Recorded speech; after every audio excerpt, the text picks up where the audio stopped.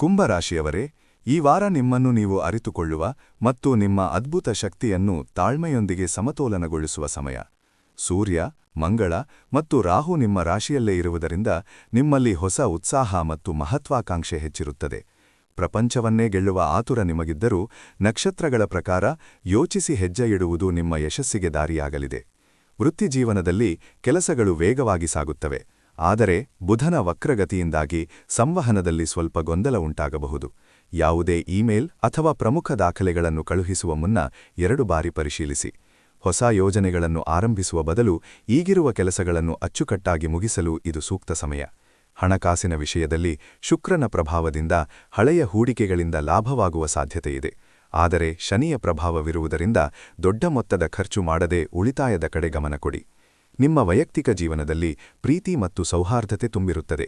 ಸಂಗಾತಿ ಅಥವಾ ಕುಟುಂಬದವರೊಂದಿಗೆ ಮನಬಿಚ್ಚಿ ಮಾತನಾಡಿ ಸಂಬಂಧವನ್ನು ಗಟ್ಟಿಗೊಳಿಸಿಕೊಳ್ಳಿ. ಪಂಚಮ ಭಾವದಲ್ಲಿರುವ ಗುರುವಿನಿಂದಾಗಿ ಮಕ್ಕಳಿಂದ ಅಥವಾ ನಿಮ್ಮ ಹವ್ಯಾಸಗಳಿಂದ ಸಂತೋಷ ಸಿಗಲಿದೆ, ಆದರೆ ಮಾತನಾಡುವಾಗ ಸ್ವಲ್ಪ ಮೃದುವಾಗಿರಿ, ಇಲ್ಲದಿದ್ದರೆ ನಿಮ್ಮ ಮಾತು ಇತರರಿಗೆ ಕಠೋರವಾಗಿ ಕೇಳಿಸಬಹುದು. ಆರೋಗ್ಯದ ದೃಷ್ಟಿಯಿಂದ ಮಾನಸಿಕ ಒತ್ತಡವನ್ನು ಕಡಿಮೆ ಮಾಡಿಕೊಳ್ಳಿ. ರಾತ್ರಿಯ ಸಮಯದಲ್ಲಿ ಮನಸ್ಸು ಚಂಚಲವಾಗಿ ನಿದ್ರೆಗೆ ತೊಂದರೆಯಾಗಬಹುದು. ಸಂಜೆ ನಡಿಗೆ ಅಥವಾ ಯೋಗ ಮಾಡುವುದರಿಂದ ನಿಮ್ಮ ಮನಸ್ಸು ಶಾಂತವಾಗುತ್ತದೆ. ಈ ವಾರ ನಿಮ್ಮ ಯಶಸ್ಸಿನ ಮಂತ್ರವೆಂದರೆ ಶಾಂತವಾಗಿರುವುದು ಮತ್ತು ಆತುರಪಡದೆ ಯೋಚಿಸಿ ಮುನ್ನಡೆಯುವುದು.